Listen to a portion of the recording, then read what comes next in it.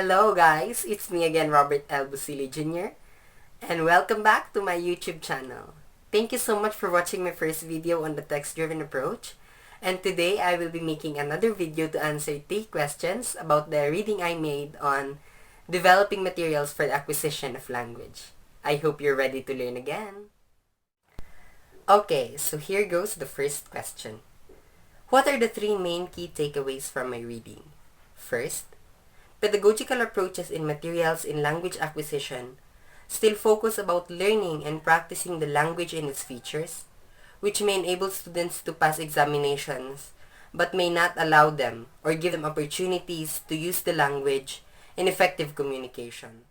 The teachers and publishers as well as coursebook writers still adhere to the PPP approach in teaching language. That is, the presentation, practice, and production of the language, which may allow or give opportunities for students to learn about the language, but may not provide many opportunities in various contexts to give them the real meaning of the feature they are learning about.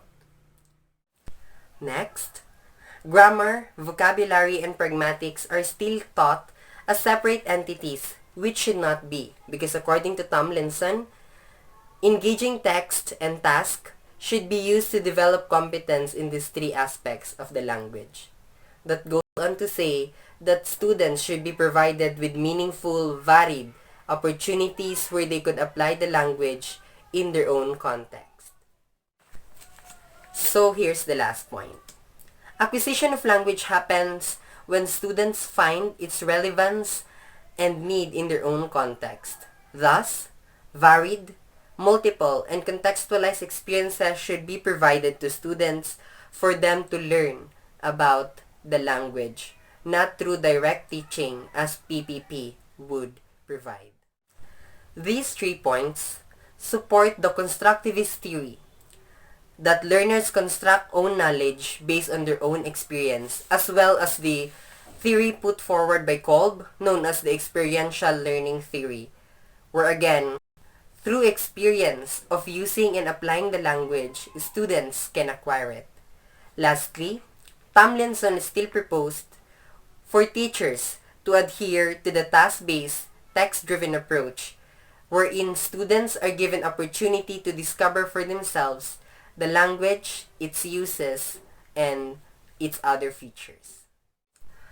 How are these 3 takeaways going to affect me as a material developer?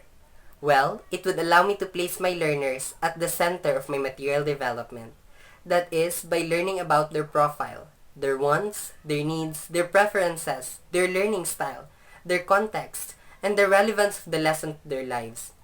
By doing so, I could learn about what will motivate them in learning and acquiring the language. At the same time, I could provide them with authentic tasks, with engaging text, and with opportunities where they could apply the language and use it in effective communication. In the same manner, I would allow them to discover the language and its features. So what is the challenge then? The challenge is to develop pedagogical approaches and materials that allow learners to be engaged cognitively and effectively in the learning process of language. That is, by allowing them to notice and use the meaning of the grammatical rules, the vocabulary, and the pragmatics they have learned about. This will enable the students to discover for themselves and make generalizations as well as develop their competence in these 3 aspects of the language. You can also use the text-driven approach I have discussed in my previous video in making and developing your materials for teaching language. Thank you so much for watching my video, and I hope you learned a lot from this.